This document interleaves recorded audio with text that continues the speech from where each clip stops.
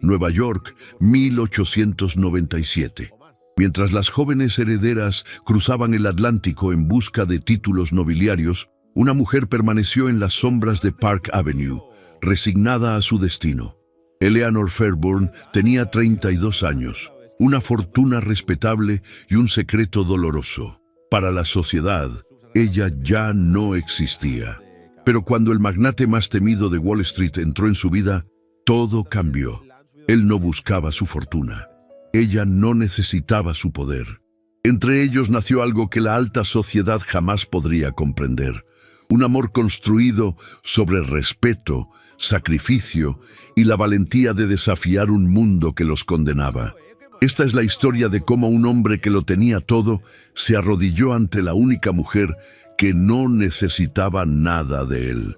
Si quieres descubrir historias que desafían el tiempo, suscríbete ahora al canal y comenta de dónde nos estás viendo. La luz de octubre entraba oblicua por los vitrales del salón principal de la mansión Fairburn, pintando sombras doradas sobre el vestido de seda color marfil de Eleanor. 32 años. Esa cifra la perseguía como un fantasma silencioso mientras observaba a su hermana menor, Beatrice, flotar por el salón en brazos de su flamante esposo, el conde Giovanni Rossi.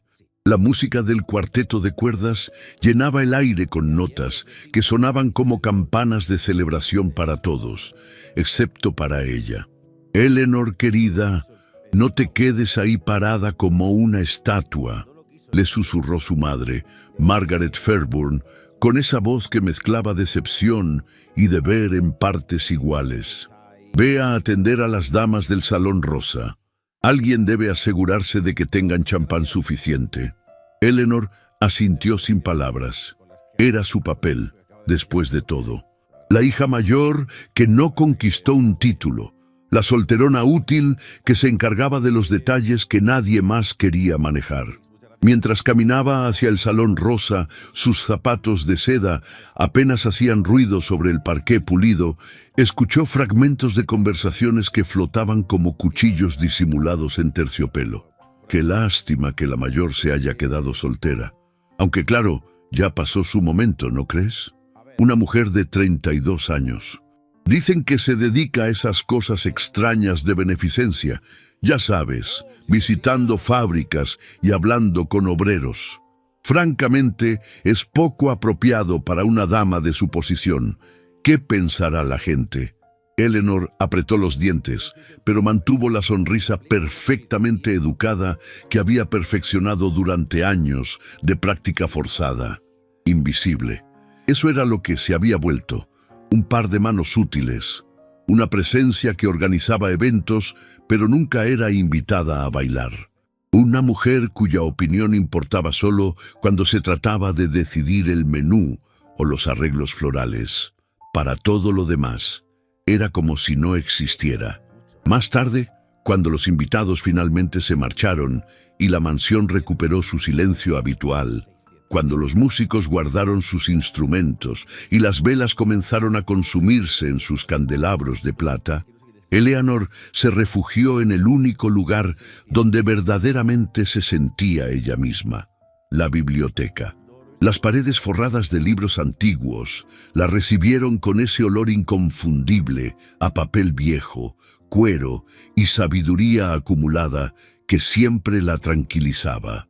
Encendió la lámpara de aceite sobre el escritorio de caoba, su escritorio, el único espacio en toda la mansión que consideraba verdaderamente suyo, y desplegó los documentos que había estado revisando en secreto durante semanas. Informes de condiciones laborales en las fábricas textiles de Nueva York. Estadísticas de accidentes que helaban la sangre. Testimonios escritos con letra temblorosa de madres que habían perdido hijos en maquinarias sin protección. Números fríos que representaban vidas calientes destrozadas. Eleanor los leyó con la misma intensidad con la que otras mujeres de su clase leían novelas románticas francesas. Porque esto era real, esto importaba. Esto le daba un propósito que el matrimonio, con toda su supuesta gloria, nunca le había ofrecido ni le ofrecería ya. Su comité benéfico, discretamente financiado con su propia herencia y manejado con la eficiencia que había aprendido observando a su padre gestionar negocios, había logrado pequeñas victorias. 3 escuelas para hijos de obreros, 2 clínicas gratuitas donde los pobres podían recibir atención médica sin vergüenza, un refugio para viudas desamparadas. Pero no era suficiente. Nunca era suficiente. Las grandes fábricas seguían funcionando como molinos que trituraban carne humana y los magnates que las poseían seguían construyendo mansiones cada vez más ostentosas mientras los niños morían en sus máquinas.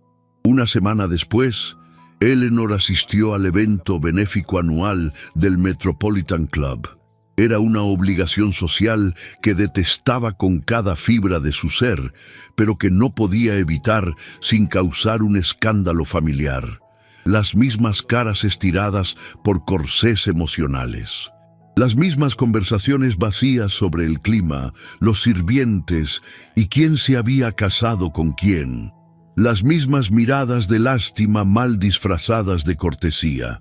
Estaba junto a la mesa de los refrigerios, fingiendo interés en los canapés de caviar que no tenía intención de comer, cuando escuchó esa voz. Cornelia Astor Vanderberg, viuda del magnate naviero Cornelius Vanderberg, quien había tenido la decencia de morir joven y dejarle una fortuna obscena. Rica, influyente y cruel, con la precisión calculada de un bisturí manejado por un cirujano experto. «Mi querida Eleanor», dijo Cornelia, acercándose con pasos medidos y una sonrisa que no alcanzaba sus ojos color avellana. «Qué absolutamente encantador verte aquí, aunque supongo que estos eventos son particularmente importantes para ti, ¿verdad? Después de todo, sin la perspectiva del matrimonio, una debe encontrar formas de ocupar su tiempo y mantener alguna relevancia social». Las damas alrededor de Cornelia, sus eternas seguidoras que se movían como una bandada de cuervos elegantes, rieron con esa risa suave y venenosa que Eleanor conocía demasiado bien. Una risa diseñada para herir sin parecer grosera, para humillar sin cruzar las líneas de la decencia superficial. Eleanor mantuvo la compostura, su rostro convertido en una máscara de calma perfecta que había aprendido a usar como armadura. «Mi trabajo benéfico es, efectivamente, muy importante para mí, señora Vanderberg», respondió con voz medida, cada palabra cuidadosamente escogida. «Encuentro gran satisfacción en ayudar a quienes tienen menos recursos que nosotras». «¡Qué noble!», murmuró Cornelia, y el desprecio en su tono era tan denso que casi podía tocarse, pesarse, medirse. «Aunque he oído rumores bastante curiosos de que visitas fábricas. Fábricas, querida. ¿No te parece que eso es un poco excesivo? Después de todo, hay formas mucho más apropiadas de ayudar a los desafortunados sin mancharse las manos literalmente, sin exponerse a ambientes tan vulgares». Algo dentro de Eleanor se endureció. Durante años, durante toda su vida adulta, había tolerado estos comentarios. Había bajado la cabeza, había aceptado su lugar en las sombras de una sociedad que valoraba a las mujeres por su belleza juvenil y su capacidad de atrapar esposos ricos. Pero en ese momento, con el sabor amargo del champán en su boca y el peso de 32 años de invisibilidad sobre sus hombros, algo cambió, algo se rompió, o tal vez, finalmente, algo se liberó. «Prefiero mancharme las manos ayudando a los demás», dijo Eleanor, enderezando la espalda y mirando directamente a Cornelia a los ojos, «que mantenerlas inmaculadamente limpias sin hacer absolutamente nada útil con mi vida». El silencio que siguió fue absoluto. Podría haberse escuchado caer un alfiler sobre la alfombra persa. Las conversaciones alrededor se detuvieron. Las cabezas se giraron. Cornelia abrió la boca, la cerró, la volvió a abrir como un pez fuera del agua, y luego se dio la vuelta con un movimiento dramático de su vestido de seda azul cobalto, arrastrando tras ella un perfume caro y una estela de indignación. Las otras damas la siguieron como gansos obedientes que siguen a su líder. Eleanor se quedó sola junto a la mesa de refrigerios. Pero por primera vez en años, en décadas quizás, no se sintió invisible, no se sintió pequeña, se sintió extraordinariamente viva. 2 días después, Eleanor recibió una carta anónima. El sobre no tenía remitente, solo su nombre escrito con caligrafía descuidada. Las palabras estaban escritas con letra temblorosa, como si quien las escribiera tuviera miedo de ser descubierto. Señorita Fairburn, si verdaderamente se preocupa por los trabajadores como dice, vaya a la fábrica Whitmore Industries en el Lower East Side. Niños trabajando 14 horas diarias, accidentes frecuentes, condiciones inhumanas. Nadie hace nada porque el dueño es demasiado poderoso. Por favor, ayúdenos. Eleanor conocía el nombre Whitmore Industries. Todo el mundo en Nueva York lo conocía. Samuel Whitmore, el magnate más rico y más temido de Wall Street. Un hombre que había construido un imperio textil desde la absoluta nada, desde la pobreza más abyecta, aplastando competidores con la misma facilidad con la que otros hombres firmaban cheques. Las historias sobre él eran legendarias. Despiadado en los negocios, brillante en sus estrategias, implacable con quienes se interponían en su camino. Eleanor dobló la carta cuidadosamente y la guardó en su bolso de terciopelo. Sabía exactamente lo que tenía que hacer, y sabía, con una certeza cristalina, que probablemente era una idea terrible. Pero las malas ideas, había descubierto recientemente en su enfrentamiento con Cornelia, eran infinitamente más interesantes que las buenas. La fábrica Whitmore Industries ocupaba un edificio masivo de ladrillo rojo de 4 pisos en el Lower East Side, en una zona que las damas de sociedad jamás visitaban. El rugido de las máquinas podía escucharse desde la calle, un sonido mecánico y violento que hablaba de industria y progreso, pero también, para oídos atentos, de sufrimiento humano. Eleanor llegó al amanecer sin anunciar su visita, vestida con su ropa más sencilla, un vestido de lana gris sin adornos que no llamara la atención ni gritara riqueza. El capataz, un hombre corpulento con bigote espeso y manos del tamaño de martillos, intentó detenerla en la entrada. «Las damas no entran aquí», le dijo con tono brusco, pero no necesariamente grosero. «Es peligroso, hay maquinaria pesada, condiciones difíciles». «Soy Eleanor Fairburn, del Comité de Inspección de Condiciones Laborales», mintió Eleanor con la autoridad que había aprendido viendo a su madre manejar ejércitos de sirvientes durante décadas. «Tengo derecho legal a inspeccionar estas instalaciones. Si me impide la entrada, haré que cierren esta fábrica por obstrucción a la justicia». Era una mentira completa. No existía tal comité. Pero el capataz vaciló, claramente inseguro sobre las leyes y sin querer arriesgarse. Eleanor aprovechó su duda y entró con paso firme, la espalda recta, como si tuviera todo el derecho del mundo a estar allí. El interior de la fábrica era exactamente el infierno que la carta había descrito. Un infierno de calor sofocante, ruido ensordecedor y miseria humana concentrada. Cientos de trabajadores, muchos de ellos niños que no podían tener más de 8 o 9 años, operaban máquinas gigantescas en condiciones que harían llorar a cualquier persona con un mínimo, el más mínimo rasgo de compasión en su alma. Y entonces ocurrió. Un grito agudo rasgó el aire por encima del rugido mecánico. Eleanor giró la cabeza instintivamente y vio a un niño pequeño, quizás de 10 años, atrapado en una de las máquinas de hilar. Su brazo izquierdo estaba terriblemente enredado en los engranajes metálicos. La sangre manchaba el metal brillante. Los trabajadores alrededor se quedaron paralizados, mirando con horror, pero sin actuar, como si el miedo los hubiera convertido en estatuas. Eleanor no pensó, no calculó, no dudó. Corrió hacia la máquina con el vestido levantado para no tropezar y gritó con toda la fuerza de sus pulmones: «¡Detengan esta máquina inmediatamente!».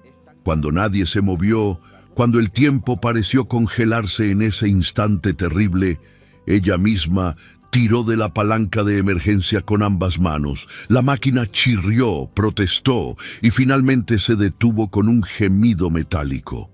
El niño cayó al suelo como un muñeco roto, sangrando pero vivo, consciente, con los ojos muy abiertos por el terror y el dolor. Eleanor se arrodilló junto a él sobre el suelo sucio y manchado de aceite, sin importarle arruinar su vestido.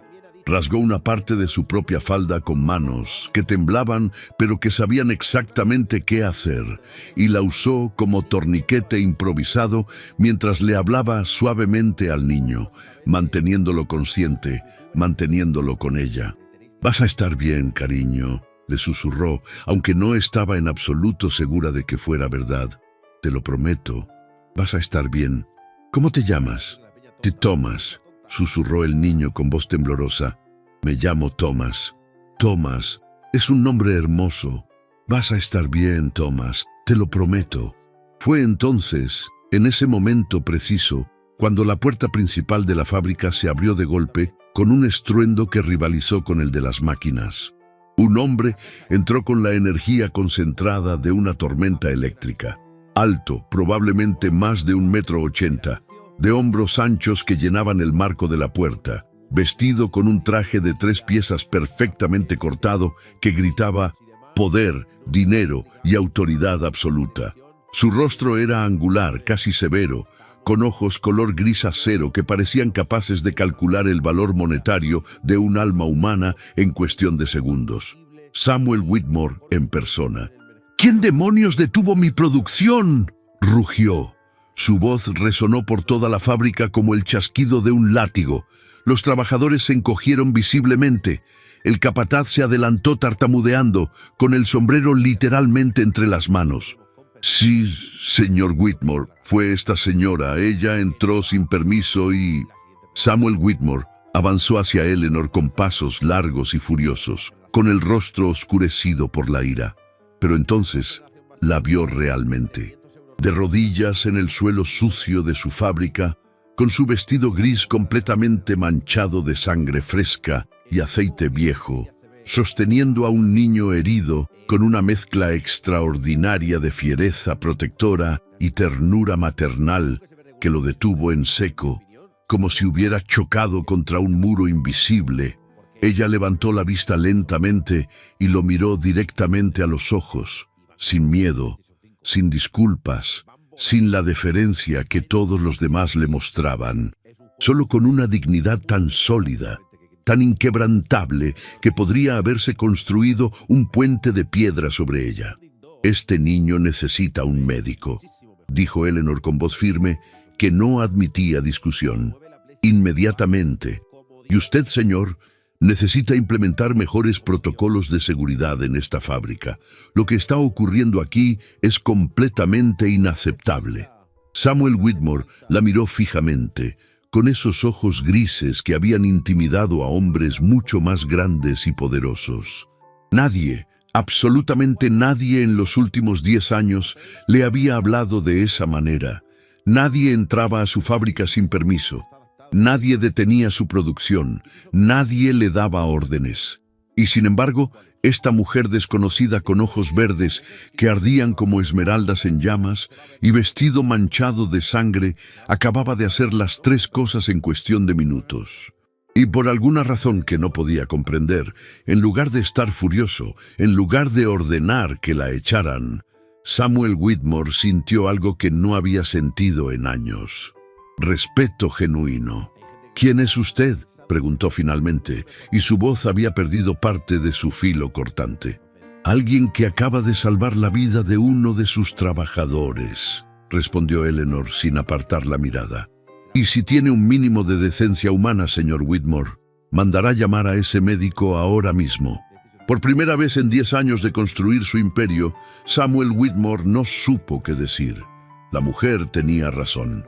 Completamente, terriblemente, irrefutablemente. Así que hizo lo único lógico, lo único correcto. Obedeció. Ordenó al capataz que fuera personalmente a buscar al médico más cercano, ofreció pagar cualquier gasto, cualquier tratamiento necesario. Y mientras esperaban juntos la llegada del médico, mientras Eleanor seguía sosteniendo la mano del niño y susurrándole palabras tranquilizadoras, mientras Samuel Whitmore observaba esta escena desde una distancia respetuosa, el magnate se dio cuenta de algo que lo perturbó profundamente. Esta mujer no lo veía como un magnate, no veía su fortuna estimada en millones, no veía su poder para destruir carreras con una palabra. Ella veía simplemente a un hombre que había permitido, por negligencia o por cálculo frío, que un niño casi muriera en su fábrica. Y lo absolutamente peor de todo, lo que realmente lo inquietaba, era que ella tenía toda la razón del mundo. Eleanor no esperaba volver a ver a Samuel Whitmore. Había sido un encuentro violento, necesario, y pensó que quedaría archivado en la memoria del magnate como una curiosidad incómoda que preferiría olvidar. Pero 3 días después del rescate del pequeño Thomas, un carruaje negro con detalles dorados y el escudo de armas Whitmore grabado en las puertas, se detuvo frente a la mansión Fairborn con la puntualidad característica de los muy ricos y los muy poderosos. El cochero, vestido con librea impecable, que probablemente costaba más que el salario anual de un trabajador promedio, bajó con movimientos precisos y entregó personalmente una tarjeta de visita en una bandeja de plata. El señor Samuel Whitmore solicita respetuosamente una audiencia con la señorita Eleanor Fairburn. Asunto de importancia mutua. Margaret Fairburn casi se desmayó dramáticamente cuando el mayordomo le llevó la tarjeta al salón matutino donde tomaba té con 3 damas de la alta sociedad. Las tazas de porcelana china temblaron en sus platillos. Las conversaciones se detuvieron abruptamente. Samuel Whitmore, susurró Margaret con voz estrangulada, como si el nombre fuera una blasfemia. ¿El magnate Samuel Whitmore? ¿Aquí? ¿Para ver a Eleanor? A mi Eleanor. Miró a su hija mayor como si Eleanor hubiera anunciado súbitamente que planeaba unirse al circo ambulante. Eleanor Constance Fairborn, ¿qué has hecho exactamente? ¿Por qué el hombre más rico de Nueva York, un hombre que nunca, jamás visita casas privadas, querría verte específicamente a ti? Eleanor, que había estado leyendo tranquilamente un libro sobre legislación laboral en el rincón más alejado del salón, cerró el volumen con calma deliberada. Tuvimos un encuentro profesional hace unos días, madre, en su fábrica, relacionado con mi trabajo benéfico. ¿Fuiste a su fábrica? Margaret palideció hasta el punto de que Eleanor temió genuinamente que necesitara sales aromáticas. ¿Sin carabina? ¿Sin compañía apropiada? Eleanor, ¿en qué estabas pensando? El escándalo si alguien se entera... Nadie se enterará, dijo Eleanor con más confianza de la que sentía. Y en cuanto a la visita del señor Whitmore, supongo que solo hay una manera de descubrir qué quiere. Le digo al mayordomo que lo haga pasar al salón de recepción. 30 minutos después de que Margaret hubiera ordenado frenéticamente a las criadas que prepararan el mejor servicio de té y hubiera insistido en que Eleanor se cambiara a un vestido más apropiado, un horror de seda verde con demasiados volantes que Eleanor detestaba. Samuel Whitmore fue conducido al salón de recepción principal de la mansión Fairborn. Verlo en un entorno civilizado, fuera del caos industrial de su fábrica, fue una experiencia completamente diferente para Eleanor. Aún era imponente, desde luego, alto y de hombros anchos, con ese traje perfectamente cortado que probablemente costaba más que el salario anual de 3 familias trabajadoras. Pero aquí, rodeado de muebles Luis XV y cortinas de terciopelo, Bajo la luz suave que entraba por las ventanas emplomadas, Eleanor notó detalles que se le habían escapado en su primer encuentro. Las pequeñas arrugas alrededor de sus ojos, que hablaban de años de entrecerrarlos para leer contratos bajo luz tenue. Las manos, que eran manos de trabajador a pesar de los años de riqueza, con callos viejos que ningún guante fino podía ocultar completamente. La manera en que sus ojos grises recorrían el salón, no con admiración, sino con algo que parecía casi melancolía, como si recordara una vida que nunca había tenido. «Señorita Fairburn», dijo Samuel con una reverencia perfectamente correcta, pero carente de la exageración servil que muchos hombres usaban con mujeres de su clase. «Agradezco que me reciba. Sé que mi visita es inusual». «Poco convencional sería una descripción más precisa», respondió Eleanor, indicándole que tomara asiento. «Pero dado nuestro primer encuentro, señor Whitmore, creo que ya hemos dejado atrás las convenciones ordinarias. ¿Puedo ofrecerle té?» «No vine a tomar té, señorita Fairburn. Vine a hacer negocios». Margaret, que había insistido en permanecer en el salón como carabina apropiada, emitió un sonido ahogado de escándalo. Eleanor levantó una mano en un gesto que claramente significaba «Madre, por favor». «Negocios, señor Whitmore. No sabía que usted y yo tuviéramos negocios pendientes». «No los teníamos hasta hace 3 días». Samuel se inclinó ligeramente hacia adelante, con los codos apoyados en las rodillas en una postura que habría horrorizado a cualquier maestro de etiqueta, pero que transmitía intensidad y seriedad. «Señorita Fairburn, usted entró a mi fábrica sin permiso, detuvo mi producción y me acusó públicamente frente a mis trabajadores de mantener condiciones inseguras». «Todo lo cual es absolutamente cierto», interrumpió Eleanor sin el menor rastro de arrepentimiento. «Todo lo cual es absolutamente cierto», repitió Samuel, y para sorpresa de Eleanor, una pequeña sonrisa tocó brevemente sus labios antes de desaparecer. «También salvó la vida de uno de mis trabajadores más jóvenes. El pequeño Thomas está recuperándose bien, por cierto. Perderá parte de la movilidad en 2 dedos, pero sobrevivirá gracias a su intervención rápida». «Me alegro enormemente de escucharlo», dijo Eleanor con genuino alivio. «¿Pero qué tiene esto que ver con negocios?» «Todo». Samuel sacó una carpeta de cuero de su maletín y la colocó sobre la mesa de té, desplazando sin ceremonia la porcelana fina. «Desde que usted irrumpió en mi vida, señorita Fairburn, he estado pensando, investigando. Descubrí que usted dirige un comité benéfico bastante impresionante. 3 escuelas, 2 clínicas, un refugio. Todo financiado discretamente con su herencia personal. Nada mal para alguien a quien la sociedad considera invisible». Eleanor sintió que sus mejillas se calentaban. «Ha estado investigándome.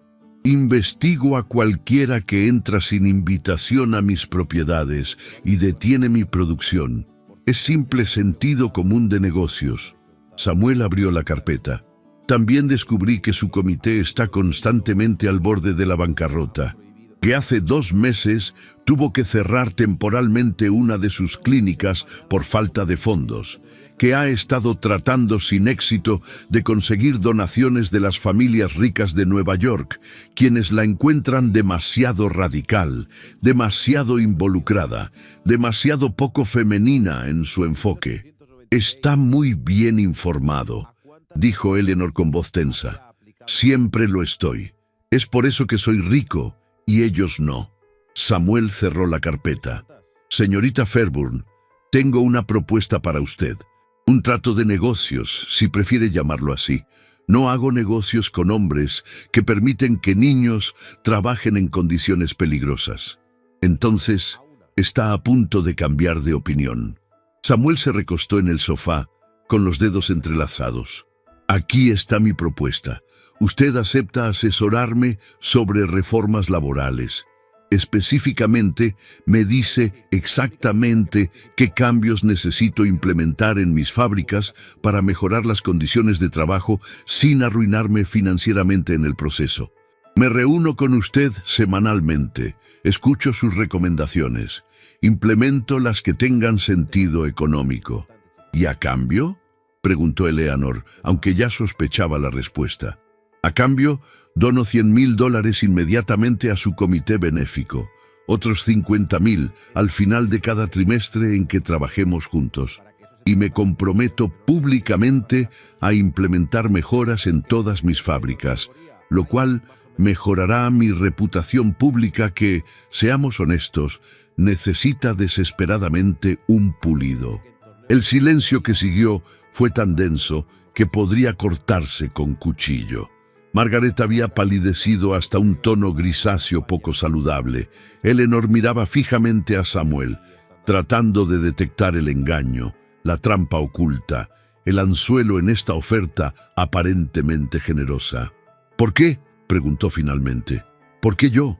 Podría contratar a cualquier experto en reformas laborales. Hay hombres con credenciales, con experiencia, ninguno de los cuales tuvo el coraje de arrodillarse en el suelo sucio de mi fábrica para salvar a un niño trabajador mientras yo rugía como un toro enfurecido. Samuel la miró directamente a los ojos. Usted no me tiene miedo, señorita Fairburn. No le importa mi dinero, no le importa mi poder, le importan esos niños. Esa autenticidad, esa pasión genuina es exactamente lo que necesito. Porque si voy a hacer esto, si voy a cambiar décadas de práctica industrial, necesito a alguien que realmente le importe, no a alguien que solo quiera cobrar honorarios de consultoría. Eleanor estudió su rostro cuidadosamente. No era un rostro amable. Exactamente, las líneas duras de alguien que había luchado por cada dólar, cada ventaja, cada victoria. Pero tampoco era el rostro de un mentiroso.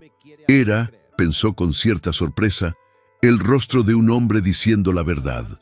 Tengo condiciones, dijo Eleanor lentamente. Esperaba que las tuviera. Tendré acceso total a todas sus fábricas, sin restricciones, sin avisos previos. Si descubro que está ocultando condiciones peligrosas o mintiendo sobre implementar cambios, nuestro acuerdo termina inmediatamente y haré público cada detalle. Aceptado. Tendré acceso completo a sus registros financieros relacionados con operaciones de fábrica. Necesito entender los números reales para hacer recomendaciones viables. Aceptado, aunque esa información es típicamente confidencial. Nada de lo que discutamos puede usarse para relaciones públicas hasta que yo esté satisfecha de que los cambios son genuinos y permanentes. Esa va a ser difícil, admitió Samuel. Mi reputación está sufriendo. Necesito buena prensa. Entonces, implemente cambios reales rápidamente, respondió Eleanor sin simpatía. ¿Acepta mis condiciones o no? Samuel la observó durante un largo momento. Luego, sorprendentemente, extendió su mano para estrecharla de ella, un gesto completamente inapropiado entre un hombre y una mujer de diferentes familias sin parentesco. Un gesto de negocios, de iguales. Acepto sus condiciones, señorita Fairburn. Tenemos un trato. Eleanor vaciló solo un segundo antes de tomar su mano. Su agarre era firme, cálido, y envió una corriente extraña arriba por su brazo que no tenía nada que ver con negocios. Tenemos un trato, señor Whitmore. Después de que Samuel se marchara, después de que el carruaje negro desapareciera calle abajo, Margaret se desplomó en el sofá más cercano. «Eleanor, ¿qué acabas de hacer?» «Creo», dijo Eleanor lentamente, todavía sintiendo el fantasma de su apretón de manos en su palma, «que acabo de hacer un trato con el diablo, o quizás con un ángel disfrazado. Todavía no estoy completamente segura de cuál. Esa noche, mientras Eleanor yacía despierta en su cama mirando las sombras danzar en el techo, se preguntó en qué se había metido exactamente. Samuel Whitmore era peligroso, eso lo sabía, pero no del modo que su madre temía. Era peligroso porque cuando la miraba, Eleanor no se sentía invisible, se sentía vista, completamente, totalmente vista. Y después de 32 años de invisibilidad, esa sensación era más adictiva que cualquier droga, más aterradora que cualquier escándalo social y más tentadora que cualquier cosa que Eleanor hubiera experimentado en toda su vida cuidadosamente controlada. Y la parte más aterradora de todas era que ella sabía, con una certeza profunda e inquietante, que esto era solo el comienzo, que había abierto una puerta que nunca podría cerrar completamente, que Samuel Whitmore había entrado en su vida y cambiaría todo, y lo más aterrador y emocionante de todo, Eleanor no estaba segura de querer detenerlo. Las primeras reuniones entre Eleanor y Samuel fueron estrictamente profesionales, frías incluso. Se encontraban en el despacho privado de Samuel en Wall Street, un espacio dominado por caoba oscura, libros de contabilidad y el olor permanente a tinta y papel. Eleanor llegaba con carpetas llenas de propuestas meticulosamente investigadas. Samuel las estudiaba con la intensidad de un general planificando una campaña militar. Reducir las jornadas laborales para niños menores de 12 años a 6 horas diarias, leyó Samuel de uno de los documentos de Eleanor. ¿Sabe cuánto me costará eso en productividad? ¿Sabe cuánto le cuesta actualmente en muertes, lesiones y familias destruidas? Contraatacó Eleanor sin vacilar. He calculado los números, señor Whitmore. La productividad disminuye drásticamente después de las 6 horas. Los niños exhaustos cometen errores. Los errores causan accidentes. Los accidentes cuestan dinero en compensaciones, reemplazos de equipo y reputación arruinada. Sin mencionar el costo moral, que aparentemente necesito explicarle. Samuel la miró con esos ojos grises penetrantes. No necesita explicarme moralidad, señorita Fairburn. ¿No? Porque desde donde estoy sentada, parece que exactamente eso necesito hacer. Lo que usted ve como falta de moralidad, yo lo veo como realismo económico. Crecí en la pobreza absoluta, señorita Fairburn. Pobreza que usted no puede ni imaginar. Trabajé desde los 8 años en fábricas peores que las mías. Dormía en callejones. Comía de la basura cuando tenía suerte. Construí este imperio con sangre, sudor y sacrificio. No voy a disculparme por hacer lo que fue necesario para sobrevivir. Eleanor sintió algo cambiar en su pecho. No era simpatía, exactamente. Era comprensión. No le estoy pidiendo que se disculpe por sobrevivir, señor Whitmore. Le estoy pidiendo que reconozca que ahora tiene el poder de asegurar que otros niños no tengan que sufrir lo que usted sufrió. Esa es la diferencia entre usted y los otros magnates. Usted sabe exactamente cómo es ese sufrimiento, lo cual lo hace más culpable por perpetuarlo o más capaz de cambiarlo. Usted decide cuál quiere ser. El silencio que siguió fue largo y pesado. Finalmente, Samuel firmó el documento. 6 horas para menores de 12. Pero necesito 3 meses para implementarlo sin colapsar las operaciones. 2 meses, contraofertó Eleanor. 2 meses y medio. Aceptado. Y así comenzó. Semana tras semana, reunión tras reunión. Eleanor presentaba propuestas y Samuel resistía, negociaba, eventualmente cedía. Instalación de protecciones en las maquinarias. Ventilación mejorada. 2 descansos obligatorios por turno. Un fondo de compensación para trabajadores heridos. Cada cambio era una batalla. Cada victoria era pequeña pero significativa. Pero algo más estaba sucediendo entre las negociaciones y los números, conversaciones que se extendían más allá de lo estrictamente necesario. Samuel hablaba sobre su infancia en los barrios pobres, sobre el hermano menor que había mantenido oculto de la sociedad para protegerlo de prejuicios. Eleanor compartía su frustración con una sociedad que la había convertido en invisible simplemente por envejecer sin casarse. A veces siento que dejé de existir el día que cumplí 30, admitió Eleanor durante una de esas conversaciones que se extendían hasta bien entrada la noche. como si mi vida tuviera una fecha de caducidad y simplemente expiré. «Yo la veo», dijo Samuel en voz baja. «Cada vez que entra a esta oficina es la única persona en toda Nueva York que realmente veo». Eleanor sintió que su corazón se aceleraba peligrosamente. «Señor Whitmore». «Samuel», la corrigió. «Creo que después de 2 meses de reuniones semanales puede llamarme Samuel». «Samuel», repitió Eleanor, y el nombre sonó extrañamente íntimo en sus labios. «No deberíamos...»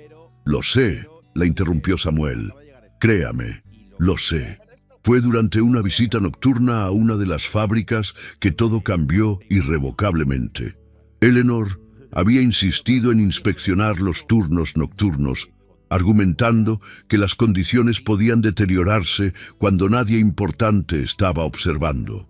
Samuel había insistido en acompañarla, argumentando que una dama no debía andar sola por el Lower East Side después del anochecer. Estaban revisando las nuevas protecciones de seguridad en la 3ª planta cuando olieron el humo. Acre, denso, inconfundible, fuego en el almacén contiguo. Las llamas se propagaban rápidamente a través de las paredes de madera vieja. «Todos fuera», ordenó Samuel con voz que no admitía discusión. «Ahora, evacuación de emergencia». Los trabajadores huyeron en masa hacia las escaleras, pero cuando Eleanor y Samuel intentaron seguirlos, descubrieron que las llamas ya habían bloqueado la salida principal. El humo llenaba los pasillos. El calor era sofocante. «Hay otra escalera en el lado oeste», dijo Samuel, tomando la mano de Eleanor con firmeza. «Sígueme, no me sueltes». Corrieron a través del humo y el caos, con las manos entrelazadas. Pero cuando llegaron a la escalera este, descubrieron que también estaba bloqueada por escombros en llamas. Estaban atrapados. «La ventana», dijo Eleanor, señalando una ventana grande en el lado norte. «Podemos romperla y gritar por ayuda». Samuel rompió la ventana con una silla. El aire frío de la noche entró como una bendición. Abajo, en la calle, podían ver que la brigada de bomberos ya había llegado, pero estaban en el 3er piso. No había manera de bajar. «Van a sacarnos», dijo Samuel, gritando para hacerse oír sobre el rugido del fuego. «Solo tenemos que esperar, resistir». Se refugiaron cerca de la ventana rota, donde el aire era apenas respirable. El humo los rodeaba. El calor era insoportable.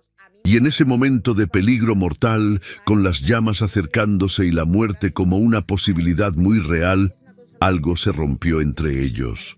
«Eleanor», dijo Samuel, y era la primera vez que usaba su nombre de pila.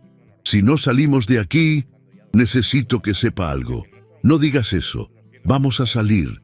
Necesito que sepa que en 38 años de vida, usted es la única persona que me ha hecho sentir que valgo algo más que mi cuenta bancaria.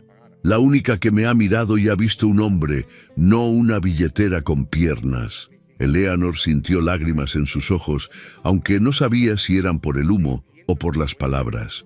«Samuel, durante años creí que el amor era una fantasía para tontos, que el matrimonio era solo un contrato de negocios, que la verdadera conexión humana no existía para hombres como yo.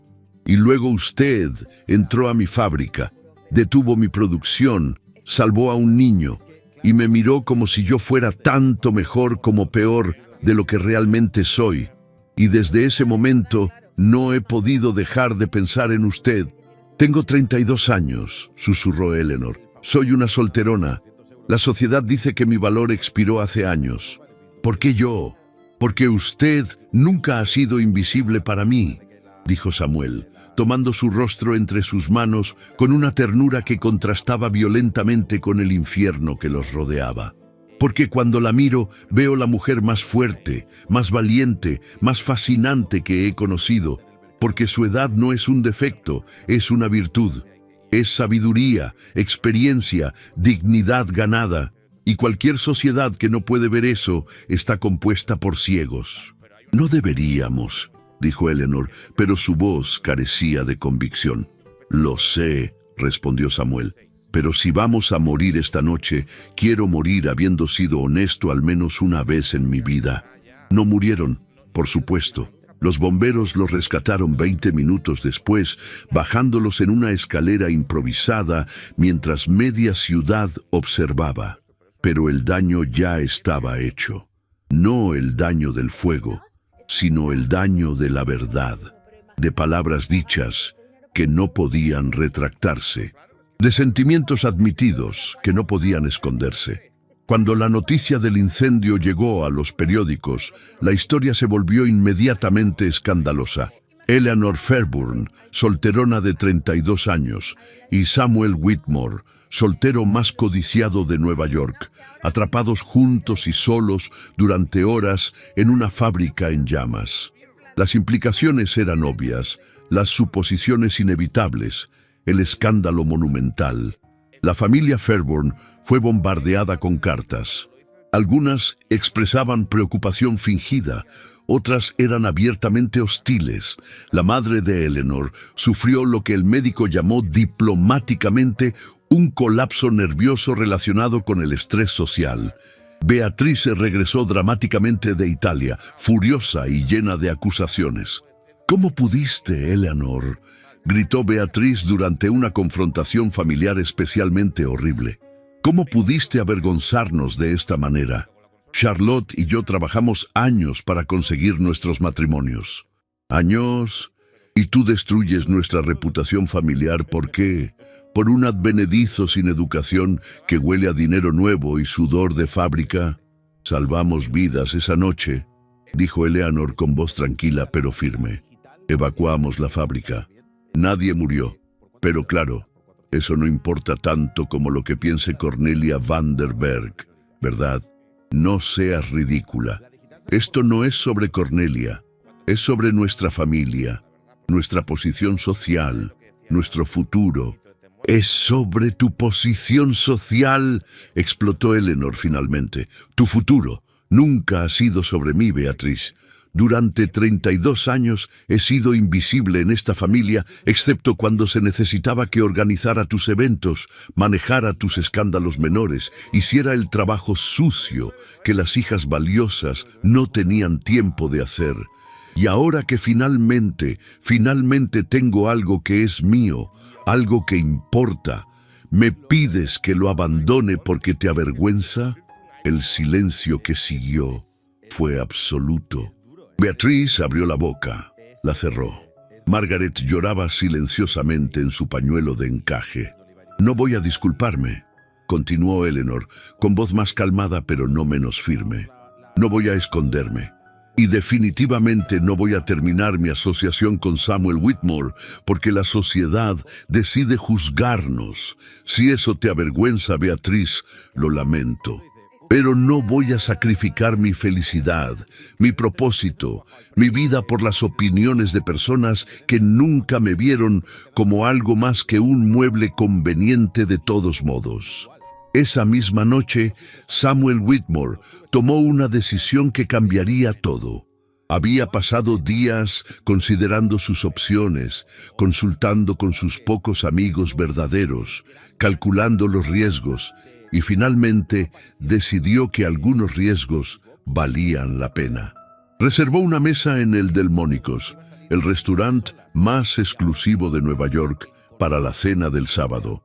Invitó a todos los nombres importantes de la alta sociedad. Y cuando todos estuvieron reunidos, cuando la sala estaba llena de las personas más influyentes de la ciudad, Samuel Whitmore se puso de pie. «Damas y caballeros», dijo con voz clara que llenó el salón silencioso, «tengo un anuncio que hacer. Durante los últimos 3 meses he tenido el honor de trabajar con la señorita Eleanor Fairburn en reformas significativas para mis fábricas. Ella es brillante, compasiva e incansable en su dedicación a mejorar vidas». Murmullos recorrieron la sala. Cornelia Vanderberg se puso tensa en su asiento. «También», continuó Samuel, «me he enamorado perdidamente de ella. Y esta noche quiero anunciar públicamente, frente a todos ustedes, que estoy cortejando a Eleanor Fairburn con la intención expresa de pedirle matrimonio. Si eso les parece escandaloso, si eso ofende sus sensibilidades, si creen que una mujer de 32 años está demasiado vieja para ser cortejada o amada, entonces, francamente, sus opiniones me importan menos que nada. El silencio que siguió fue absoluto. Luego, lenta, dramáticamente, Cornelia Vanderberg se levantó. Sin decir una palabra, salió del restaurante, arrastrando su vestido de seda tras ella. Media docena de matronas la siguieron como ovejas obedientes. Pero no todos se fueron. Los nuevos industriales aplaudieron. Algunos de la vieja guardia asintieron con aprobación. Y Samuel, de pie frente a toda la alta sociedad neoyorquina, buscó la mirada de Eleanor, que estaba sentada en una mesa al lado con ojos brillantes de lágrimas no derramadas. «Señorita Fairburn», dijo extendiendo su mano, «si va a estar conmigo, no será en las sombras. Será bajo cada luz, en cada sala, ante cada persona. ¿Me acompaña?» Y Eleanor, la mujer invisible, la solterona descartada, la hija olvidada, se puso de pie. Caminó hacia Samuel con la espalda recta y la cabeza alta. Tomó su mano extendida, y frente a toda la sociedad que la había ignorado durante años, Eleanor Fairburn sonrió. «Lo acompaño», dijo simplemente, y sintió, por primera vez en su vida adulta, que era completamente, totalmente, gloriosamente visible. La declaración pública de Samuel dividió a Nueva York con la precisión de un hacha cayendo sobre un tronco. Los nuevos ricos, los industriales autohecho, los progresistas que creían en el mérito sobre el linaje, apoyaron la unión ruidosa y públicamente. Organizaron cenas en honor de la pareja. Escribieron editoriales en los periódicos defendiendo el amor verdadero sobre las convenciones obsoletas. Pero la aristocracia antigua, liderada por Cornelia Vanderberg, como una general despiadada comandando tropas dedicadas, consideró el romance una abominación personal. Una solterona de 32 años, cazando la fortuna del soltero más rico de Nueva York, era, en su opinión, el ejemplo perfecto de todo lo malo de la modernidad. Y Cornelia estaba determinada a destruir a Eleanor Fairburn. La familia Fairburn enfrentó consecuencias inmediatas y brutales. Las invitaciones dejaron de llegar. Las antiguas amistades se evaporaron como rocío bajo el sol despiadado. Margaret era abiertamente ignorada en eventos sociales. Beatriz recibió cartas de Italia sugiriendo que quizás sería mejor si prolongara su estancia europea hasta que el escándalo se enfriara. «Nos has arruinado», le dijo Beatriz a Eleanor durante una confrontación particularmente amarga. Charlotte escribió que su esposo, el duque, está considerando anular su matrimonio por la vergüenza familiar. ¿Entiendes lo que has hecho? He elegido mi propia felicidad por primera vez en 32 años, respondió Eleanor con calma peligrosa. Si eso arruina tus planes sociales, lo lamento genuinamente, pero no voy a disculparme por vivir. Mientras tanto, Cornelia orquestaba su venganza con la paciencia y precisión de una araña tejiendo su red. Contrató investigadores privados, gastando cantidades obscenas de dinero con un solo objetivo: encontrar algo, cualquier cosa del pasado de Samuel Whitmore que pudiera usarse para destruir su reputación y, por extensión, humillar a Eleanor públicamente. Los investigadores trabajaron durante semanas. Finalmente encontraron algo: registros de una correccional juvenil en Brooklyn. Samuel Whitmore, a los 9 años de edad, arrestado por robo de alimentos. 3 meses en una institución para delincuentes juveniles. Era perfecto. No importaba que fuera un niño hambriento desesperado por sobrevivir. No importaba el contexto.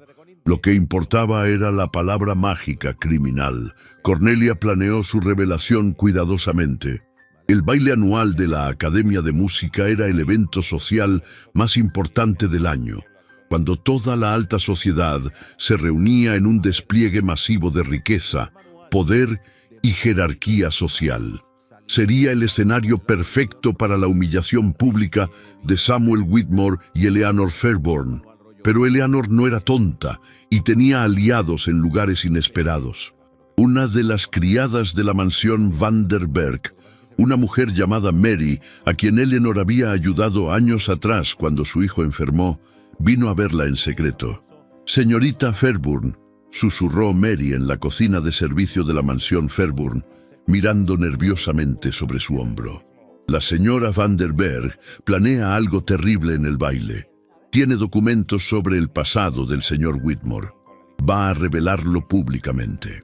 «¿Qué tipo de documentos?», preguntó Eleanor, sintiendo hielo en su estómago. Mary le contó todo lo que había escuchado. Eleanor escuchó en silencio, procesando, calculando. Cuando Mary terminó, Eleanor tomó las manos de la criada entre las suyas. «Gracias, Mary. No olvidaré esto». Después de que Mary se fuera, Eleanor se sentó sola en la biblioteca durante horas pensando.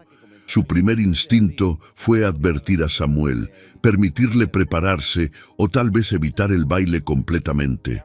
Pero entonces tuvo una idea diferente, más arriesgada, más audaz. Una idea que podría backfire espectacularmente o podría terminar con Cornelia de una vez por todas. Si Cornelia iba a investigar el pasado de Samuel, Eleanor investigaría el pasado de Cornelia, pero necesitaba ayuda y sabía exactamente a quién pedir. Los trabajadores de las fábricas Whitmore, aquellos a quienes Eleanor había conocido durante sus inspecciones, aquellos cuyas vidas había mejorado con las reformas implementadas, estaban ferozmente leales a ella. Cuando Eleanor les pidió ayuda para investigar a Cornelia Vanderberg, respondieron con entusiasmo. Un trabajador mayor recordaba haber sido camarero en la mansión Vanderberg años atrás. Otro conocía a una enfermera que había atendido al difunto señor Vanderberg durante su última enfermedad. Poco a poco, pieza por pieza, Eleanor reconstruyó una historia que helaba la sangre. Cornelius Vanderberg había muerto después de una larga enfermedad, caracterizada por síntomas misteriosos que empeoraban progresivamente. Pérdida de cabello, problemas digestivos severos, debilidad extrema. Su médico personal había prescrito medicinas tónicas, proporcionadas directamente por Cornelia. Las criadas recordaban que Cornelia insistía en preparar personalmente todas las comidas y medicinas de su esposo sin permitir que nadie más las tocara. No era prueba definitiva de envenenamiento deliberado, pero cuando Eleanor encontró cartas de Cornelia a su amante secreto de la época, un actor de teatro llamado Richard Beaumont, las piezas encajaron con perfección siniestra. «Pronto seré libre», había escrito Cornelia. «Pronto toda su fortuna será mía». Las cartas estaban fechadas 3 meses antes de la muerte de Cornelius. Eleanor guardó estos documentos cuidadosamente. No los mostraría a menos que fuera absolutamente necesario. Pero si Cornelia atacaba, Eleanor estaría lista para contraatacar. Samuel, sin saber nada de la investigación de Eleanor, vino a visitarla una semana antes del baile. Encontró a Eleanor en el jardín, mirando pensativamente un rosal que su padre había plantado años atrás. «Eleanor», dijo Samuel, y había algo en su voz que la hizo girar. Él se veía vulnerable, una palabra que Eleanor nunca habría asociado con Samuel Whitmore. «Necesito hablar contigo sobre el baile». «¿Qué pasa con el baile?» «No podemos ir. No puedo permitir que vayas». Eleanor sintió irritación mezclarse con ternura. «¿Permitirme?» Samuel, creía que habíamos superado ese tipo de lenguaje. «Escúchame, por favor». Samuel tomó sus manos, un gesto que ahora era familiar, pero que aún enviaba calor subiendo por sus brazos. «Cornelia planea algo. No sé qué exactamente, pero mis fuentes me dicen que ha estado investigando mi pasado. Y mi pasado, Eleanor, no es pristino. Hay cosas que, si se revelan públicamente... No me importa tu pasado, lo interrumpió Eleanor firmemente. Debería importarte. Fui arrestado cuando tenía 9 años por robar pan. Pasé tiempo en una correccional juvenil. Si Cornelia revela eso en el baile, tu reputación, que ya está dañada por asociación conmigo, será completamente destruida. No puedo hacerte eso. Deja que me preocupe de mi propia reputación. Eleanor apretó sus manos. Samuel, durante 32 años me he escondido de escándalos, he evitado riesgos, he jugado según las reglas de la sociedad. ¿Y sabes qué conseguí? Invisibilidad, soledad, una vida a medias. No voy a volver a eso. No por Cornelia, no por nadie. Eleanor. Además, añadió Eleanor con una pequeña sonrisa que no alcanzó sus ojos. Confía en mí. Tengo un plan. La noche del baile llegó con la inevitabilidad de una tormenta en el horizonte. La Academia de Música brillaba con 1000 velas. Las damas lucían sus mejores joyas, sus vestidos más caros. Los caballeros llevaban trajes de gala inmaculados. Y en el centro de todo, como una reina oscura en su trono, estaba Cornelia van der Berg, radiante de malicia anticipada. Cuando Eleanor y Samuel entraron juntos, un silencio notorio se extendió por el salón. Eleanor llevaba un vestido de terciopelo azul profundo que acentuaba sus ojos verdes. Su cabello estaba recogido en un estilo elegante que agregaba años de dignidad a su apariencia. No lucía como una joven debutante. Lucía como una mujer de poder, de sustancia, de valía propia. Samuel, a su lado, estaba impecable en su traje de noche. Pero Eleanor podía sentir la tensión en él, la anticipación de la batalla que se avecinaba. Sea lo que sea que Cornelia haga, le susurró Eleanor, déjame manejarlo, prométemelo. Samuel vaciló, luego asintió, confío en ti.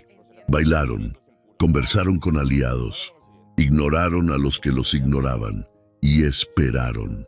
Cornelia esperó hasta después de la cena, cuando todos habían bebido suficiente champán para estar relajados, pero no demasiado intoxicados, cuando la multitud era máxima y la atención estaba garantizada.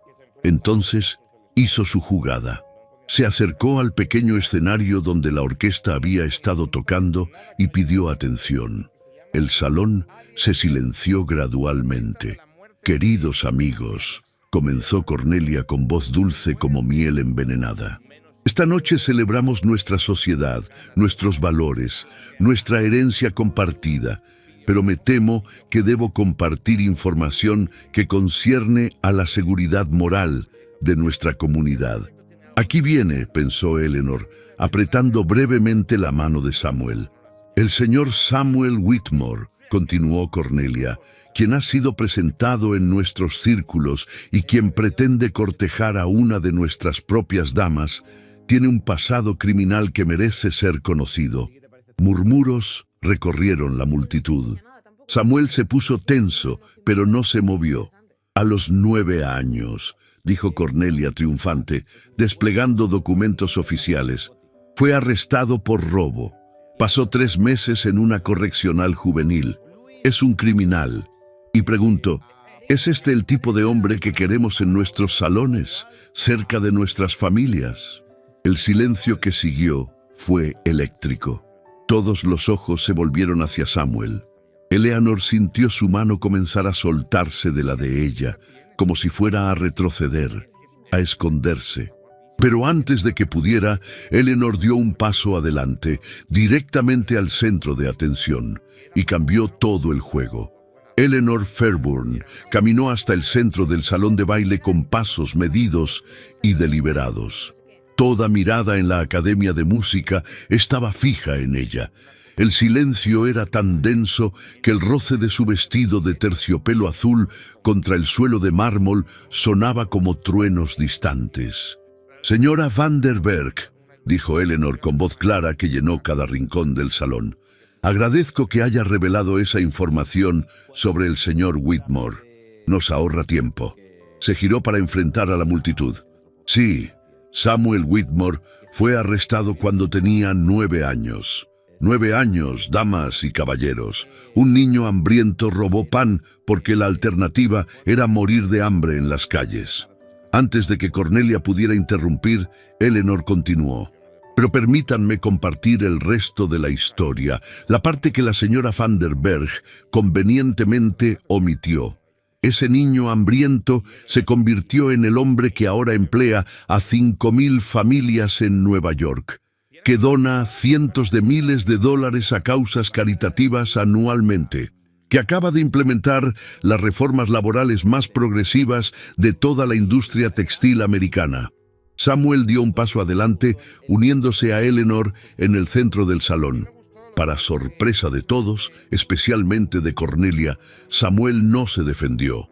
En cambio, confirmó cada palabra. Todo lo que la señora Van der Berg dijo es verdad, declaró Samuel con voz firme. Robé pan cuando tenía 9 años. Me arrestaron. Pasé 3 meses en condiciones que ningún niño debería experimentar. Y no me avergüenzo. Su voz se elevó, llenándose de poder. Porque ese niño hambriento y asustado luchó, sobrevivió, se educó a sí mismo leyendo periódicos robados y libros descartados. Trabajó desde antes del amanecer hasta después del anochecer y construyó algo de la nada. Hizo una pausa dejando que sus palabras penetraran. Si mi único crimen es haber sido pobre, si mi pecado imperdonable es haber luchado por sobrevivir, entonces sí, soy culpable y estoy orgulloso de ello. Porque ese niño que robó pan es el mismo hombre que hoy alimenta a miles de familias. Un murmullo corrió por la multitud, no de disgusto como Cornelia había anticipado, sino de consideración, de reevaluación. Varios de los industriales nuevos comenzaron a asentir. Cornelia, sintiendo que su momento de triunfo se le escapaba, intentó recuperar el control. ¡Qué narrativa conmovedora, señor Whitmore! Pero las reglas de la sociedad existen por una razón. No podemos simplemente ignorar reglas. La interrumpió Eleanor con voz que era puro acero envuelto en seda. Hablemos de reglas, señora Van der Berg. Hablemos de qué es verdaderamente aceptable en nuestra sociedad. Cornelia palideció ligeramente. No sé a qué se refiere. Creo que sí lo sabe. Eleanor sacó cuidadosamente un sobre de su pequeño bolso de noche. Verá, mientras usted investigaba el pasado del señor Whitmore, yo investigué el suyo y encontré cosas bastante interesantes. Eso es ridículo, estalló Cornelia, pero su voz tembló ligeramente. Mi vida ha sido irreprochable. ¿Ha sido? Eleanor abrió el sobre. Entonces, supongo que estas cartas, escritas de su puño y letra a un tal señor Richard Beaumont, actor de teatro, son falsificaciones. Levantó una de las cartas. Pronto seré libre. Pronto toda su fortuna será mía. Fechada 3 meses antes de la misteriosa y prolongada enfermedad que mató a su esposo. El salón explotó en murmullos escandalizados. Cornelia se puso mortalmente pálida. Esas son privadas, no tiene derecho. Como los registros juveniles del señor Whitmore eran privados, contraatacó Eleanor. Si vamos a airear secretos públicamente, señora Van der Berg, asegurémonos de airearlos todos. También tengo testimonio de 3 criadas, 2 enfermeras y un farmacéutico dispuestos a declarar bajo juramento sobre las circunstancias inusuales de la enfermedad de su difunto esposo, sobre cómo usted insistía en preparar personalmente todas sus comidas y medicinas, sobre los síntomas que curiosamente coinciden con envenenamiento por arsénico. «Esto es difamación», gritó Cornelia, su compostura completamente destruida. «Es un ataque malicioso». «Es la verdad», dijo Eleanor calmadamente. «O al menos suficiente verdad para iniciar una investigación oficial. Si lo desea, puedo entregar toda esta evidencia a las autoridades mañana por la mañana». Eleanor hizo una pausa significativa. Podemos todos acordar que los errores del pasado, especialmente aquellos cometidos por necesidad o desesperación, no deberían definir quiénes somos hoy. El mensaje era claro: un trato tácito, silencio por silencio. Cornelia miró alrededor del salón, viendo las caras de las personas que momentos antes habían sido sus aliados. Ahora la miraban con sospecha, con asco, con distancia calculada. En un instante, su poder social se había evaporado. Sin decir otra palabra, Cornelia van der Berg salió del salón de baile. Esta vez nadie la siguió. Se fue sola, completamente sola, como Eleanor había estado durante años. La justicia poética era casi dolorosa de observar, pero la noche aún no había terminado, porque en ese momento una figura inesperada entró al salón. Un joven elegante de aproximadamente 25 años, vestido impecablemente, con rasgos que eran inquietantemente similares a los de Samuel, pero refinados por educación y privilegio. «Disculpen la interrupción», dijo el joven con voz educada de Harvard. «Mi nombre es Thomas Whitmore y necesito compartir algo sobre mi hermano, Samuel». Samuel se giró bruscamente. «Thomas, no tienes que...» «Sí, tengo que hacerlo». Thomas caminó hasta el centro del salón, uniéndose a Samuel y Eleanor. «Mi hermano mintió antes. No construyó su imperio solo, lo construyó mientras me criaba. Mientras me alimentaba, me vestía, me enviaba a la escuela. Samuel tenía 15 años cuando nuestros padres murieron. Yo tenía 5. Debería haber terminado en un orfanato. Pero Samuel trabajó 3 empleos simultáneos, durmió 4 horas por noche durante años, sacrificó su propia educación para pagar la mía». La voz de Thomas se quebró ligeramente. «Mientras yo estaba en Harvard aprendiendo latín y filosofía, él estaba construyendo su primer negocio con dinero prestado y fuerza de voluntad pura. Me ocultó de la sociedad, no por vergüenza, sino para protegerme de prejuicios contra nuestra origen humilde. Y nunca, ni una sola vez, me hizo sentir que era una carga». Thomas miró directamente a Samuel. «Soy abogado hoy porque mi hermano decidió que yo tendría oportunidades que él nunca tuvo». Lágrimas corrían libremente por las mejillas de muchas damas en la audiencia. Varios hombres se limpiaron discretamente los ojos. La historia era demasiado poderosa, demasiado genuina para ser ignorada. Thomas se giró hacia la multitud. «Si este es el tipo de hombre que esta sociedad rechaza, entonces esta sociedad está fundamentalmente rota. Mi hermano es el mejor hombre que conozco. Y la señorita Fairburn es claramente la única mujer lo suficientemente valiente, inteligente y digna para estar a su lado». El aplauso comenzó lentamente. Un hombre en la parte de atrás, uno de los nuevos industriales, luego otro, luego una dama mayor que había conocido pobreza antes de casarse con riqueza. El aplauso se extendió como fuego, llenando el salón. No todos aplaudieron, ciertamente. La vieja guardia permaneció sentada, rígida, desaprobadora. Pero suficientes lo hicieron. Suficientes para cambiar la marea social. Y entonces Samuel Whitmore hizo algo que ningún magnate de Wall Street había hecho jamás en la historia registrada de Nueva York. Algo que se hablaría durante décadas. Algo que redefinió lo que significaba poder y humildad. Se arrodilló. Allí, en el centro del salón de baile de la Academia de Música, bajo la luz de 1000 velas, frente a la élite completa de la sociedad neoyorquina, Samuel Whitmore se arrodilló sobre una rodilla ante Eleanor Fairburn. El salón se silenció instantáneamente. El tiempo pareció detenerse.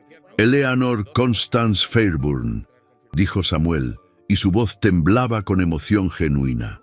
«No tengo un título nobiliario para ofrecerle. No tengo siglos de linaje aristocrático. No tengo la aprobación universal de la sociedad que la ha ignorado injustamente durante años. Pero tengo un corazón que late solo por usted. Tengo un amor que no conoce de edades apropiadas o convenciones sociales. Tengo una vida que solo tiene sentido verdadero si usted está en ella». Sacó una caja pequeña de terciopelo. Dentro brillaba un anillo, un diamante rodeado de esmeraldas que hacían juego con los ojos de Eleanor. Me ha enseñado que la compasión y los negocios no son enemigos, que el poder sin propósito es vacío, que ser visto por una persona que realmente importa vale más que ser admirado por miles que no lo hacen. Eleanor, ¿me concedería el honor, el privilegio extraordinario de ser mi esposa, de caminar a mi lado no en la sombra sino bajo cada luz? Eleanor miró hacia abajo al hombre arrodillado ante ella, el magnate más rico de Nueva York de rodillas. No por obligación social, no por teatro, sino por amor genuino, por respeto genuino, por elección genuina. Lágrimas corrían libremente por las mejillas de Eleanor ahora. 32 años de invisibilidad. 32 años de ser descartada, ignorada, considerada sin valor. Y ahora esto. Este hombre poderoso arrodillado ante ella, ofreciéndole no solo su fortuna, sino su corazón, su respeto, su partnership verdadero. Sí, susurró Eleanor, su voz quebrándose, luego más fuerte, para que todos pudieran escuchar. Sí, Samuel Whitmore, 1000 veces sí. Samuel deslizó el anillo en su dedo con manos que temblaban ligeramente. Luego se puso de pie y la besó. Allí en el centro del salón de baile, con toda la sociedad observando. No un beso discreto o apropiado, sino un beso real, profundo, que hablaba de amor desesperado finalmente permitido florecer. El salón explotó en aplausos.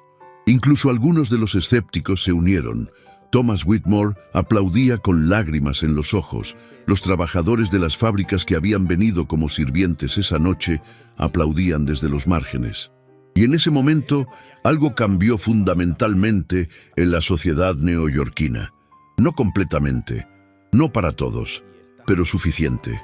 Suficiente para que Eleanor Fairburn, la solterona invisible, y Samuel Whitmore, el magnate despiadado, pudieran escribir su propio final. Un final que no tenía nada que ver con títulos nobiliarios o aprobación social. Un final que tenía todo que ver con dos personas que se habían encontrado en el lugar más improbable, en el momento más improbable, y habían decidido que el amor verdadero valía cualquier escándalo, cualquier sacrificio, cualquier precio. Y mientras bailaban su primer baile como pareja comprometida, mientras la música llenaba el salón y las velas parpadeaban, Eleanor Fairburn supo con absoluta certeza que nunca, nunca volvería a ser invisible, porque Samuel Whitmore la veía completamente, totalmente. Y eso finalmente lo era todo. 3 años después, la mansión Whitmore en la Quinta Avenida brillaba con luz cálida en la fresca tarde de octubre de 1900. Los árboles del Central Park, visibles desde las ventanas del salón principal, estaban en su gloria otoñal, pintados con rojos, naranjas y dorados que rivalizaban con cualquier pintura impresionista. Eleanor Whitmore, née Fairburn, de 35 años y más hermosa que nunca, estaba sentada en el sofá de terciopelo azul oscuro con su hijo de 2 años, James, dormido en su regazo. Su otra mano descansaba protectoramente sobre su vientre hinchado por 6 meses de embarazo. La vida, pensó con una sonrisa, tenía un sentido del humor irónico. ¿Está dormido?, preguntó Samuel, entrando al salón y aflojándose la corbata. A sus 35 años, había desarrollado algunas canas en las sienes que solo lo hacían más distinguido. Las líneas alrededor de sus ojos se habían profundizado, pero ahora eran líneas de risa, no solo de preocupación. Como un tronco, susurró Eleanor. Ha tenido un día agitado inspeccionando las renovaciones del ala este. Samuel se sentó junto a ella, besando suavemente su frente. Como su madre, siempre inspeccionando algo. Era un chiste privado entre ellos. Eleanor todavía visitaba regularmente todas las fábricas Whitmore, aunque ahora como copropietaria y directora de relaciones laborales, un título que había insistido en crear. Alguien tiene que asegurarse de que mantengas tus estándares, replicó Eleanor con afecto. Sin supervisión constante, ¿quién sabe qué esquinas podrías cortar? Después de 3 años de matrimonio, creo que has establecido suficiente miedo en mi alma, bromeó Samuel. Además, Thomas amenaza con demandarme personalmente si alguna vez retrocedo en las reformas. Mi propio hermano, convertido en vigilante laboral. Eleanor sonrió. Thomas Whitmore se había convertido en uno de los abogados laborales más prominentes de Nueva York, defendiendo a trabajadores contra empleadores abusivos. Irónicamente, su primer caso había sido contra una fábrica competidora de las de Samuel. Los hermanos habían bromeado durante semanas sobre esa coincidencia perfecta. ¿Cómo está Margaret hoy?, preguntó Samuel. La madre de Eleanor había venido a vivir con ellos el año anterior, después de vender la mansión Fairburn. Su salud había mejorado notablemente desde entonces. «Feliz», respondió Eleanor. «Está en el cuarto de los niños ayudando a la niñera a organizar la ropa nueva del bebé.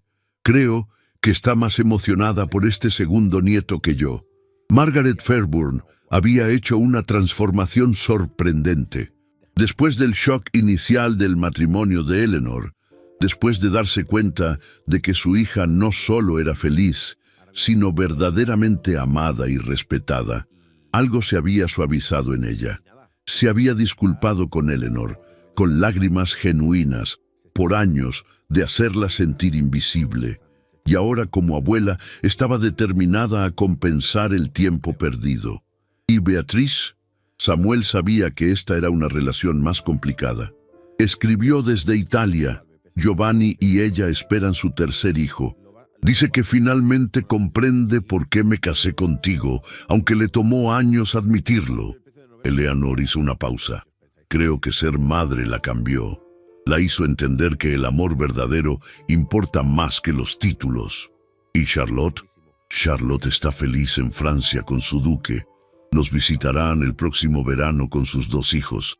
Irónicamente, ahora se enorgullece de presentarme como su hermana mayor con el esposo industrial exitoso. Los tiempos cambian.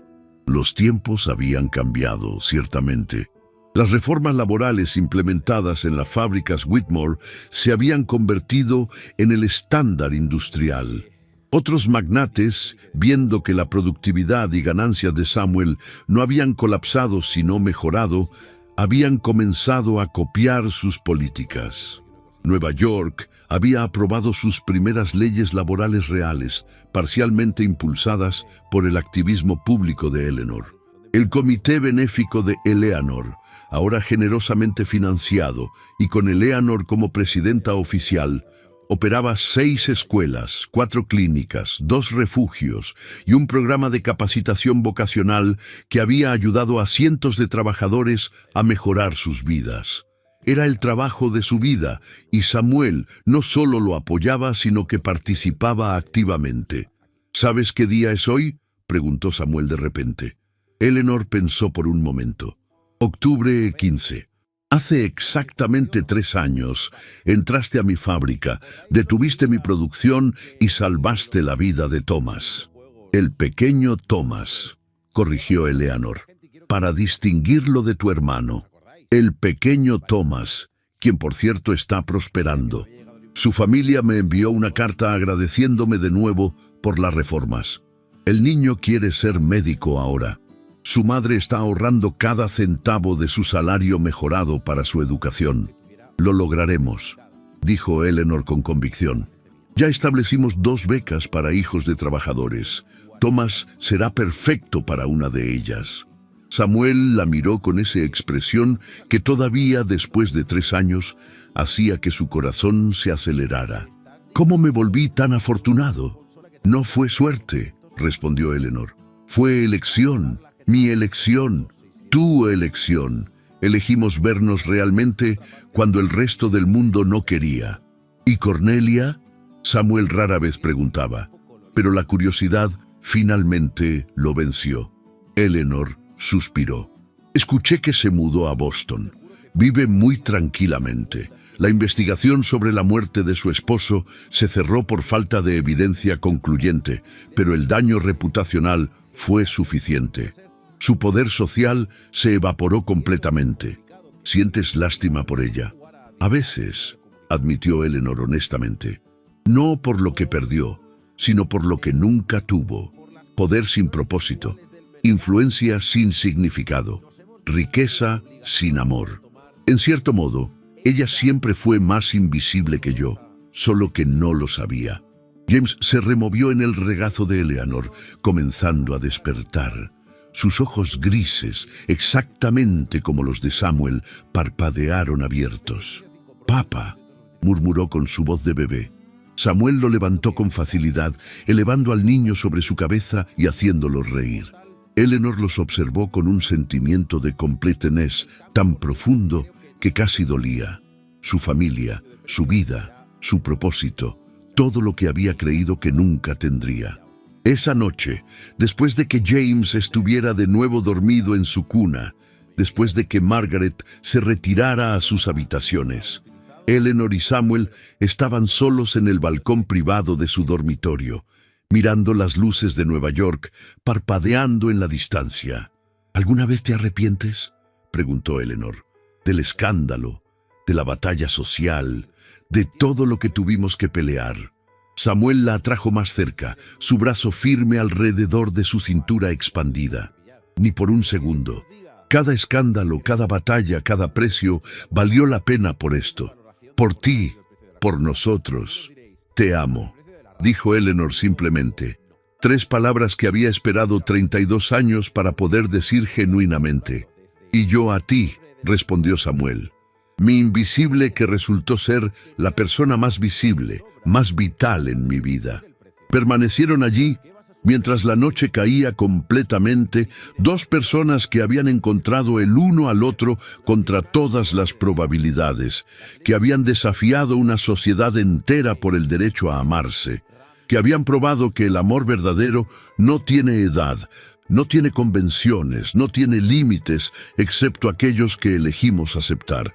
Y en ese momento perfecto, bajo las estrellas sobre Nueva York, Eleanor Whitmore se dio cuenta de que nunca, ni por un instante, se había sentido invisible desde el día que entró a esa fábrica y cambió todo. No porque Samuel la viera, aunque eso importaba, sino porque ella finalmente se había visto a sí misma. Y esa, finalmente, había sido la transformación más importante de todas. Esta historia nos recuerda que nunca es demasiado tarde para ser visto, para ser amado, para ser valorado. Eleanor y Samuel nos enseñan que el verdadero amor no conoce edades, ni convenciones sociales, ni opiniones ajenas. Enfrentaron el rechazo, la humillación y el escándalo, pero se mantuvieron firmes porque sabían algo fundamental. Juntos eran más fuertes que separados. Si hoy te sientes invisible, si crees que tu momento ya pasó, si piensas que el amor verdadero es solo para otros, recuerda, Dios tiene un plan perfecto para tu vida. Y ese plan incluye dignidad, respeto y un amor que valga la pena. Te invito a escuchar esta oración conmigo. Padre Celestial, vengo ante ti con un corazón que a veces se siente cansado, invisible, olvidado. Señor, tú conoces cada lágrima que he derramado en silencio, cada vez que me sentí menos valioso, cada momento en que dudé de si todavía tengo algo que ofrecer al mundo. Pero hoy decido creer en tu palabra, que me hiciste con propósito, que mis días están contados en tu libro, que tu amor por mí no depende de mi edad, mi estado civil o las opiniones de otros. Señor, dame la fortaleza de Eleanor para enfrentar el rechazo con dignidad. Dame la humildad de Samuel para reconocer mis errores y cambiar. Ayúdame a ver mi vida con tus ojos, no con los ojos del mundo. Si hay un amor destinado para mí, prepárame para recibirlo con un corazón abierto. Si mi propósito está en servir a otros, dame la pasión para hacerlo con excelencia. Y sobre todo, Padre, ayúdame a recordar que nunca estoy solo, porque tú caminas conmigo cada día. En el nombre de Jesús. Amén. Si te encantan los finales que calientan el corazón, suscríbete ahora al canal para no perderte ninguna otra historia de superación como esta. Números enteros, int, números decimales, float, float. Igual a problemas. He dicho 2 con 2 por decir algo. No os rayéis. No vayáis al piquimini. No seáis tontos. ¿Vale? ¿Vale? No pienses que nos acojonas. Sí. Sí. Clásico jefe para el que todos son 10 minutos. Cabrón, que yo sé cómo se hace. Otra cosa es que no tenga agilidad. ¿Sabes? Otra cosa es que yo no tenga agilidad. Pero vamos. Aunque ayer hay veces que se le va. Yo ayer intenté rescalar el tamaño del cuélebre y hace unas cosas. En plan. Raras. Destreza 10, agilidad menos 5.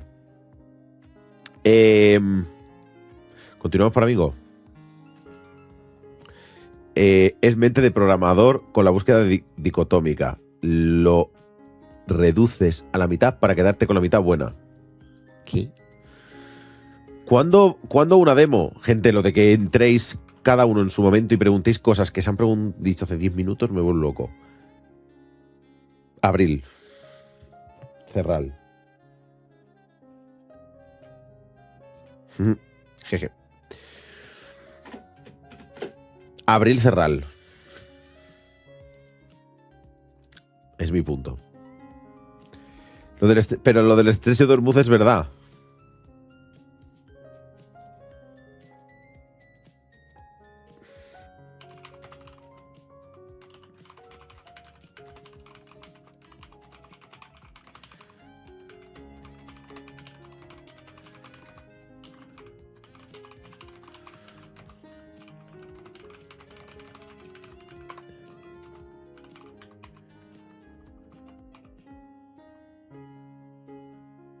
¿Un café?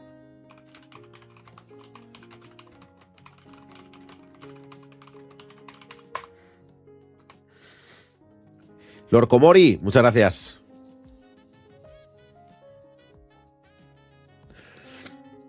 Otra cosa es que sepas que tienes 9 y quieres muy poquito. Sí, evidentemente hay veces que sabes que quieres el doble de grande. Sí, no os preocupéis. Evidentemente hay veces que sabes que quieres el doble de grande, sí.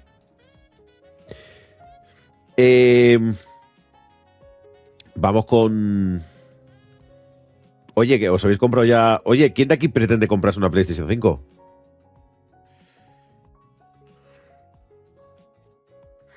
No sé si lo has comentado ya, pero hay 35% de descuento en 5 subs o más. Si ya lo has comentado, recuérdalo. No lo sabía. Así que, gente, podéis comprobar si tenéis 35% de descuento regalando 5 subs o más.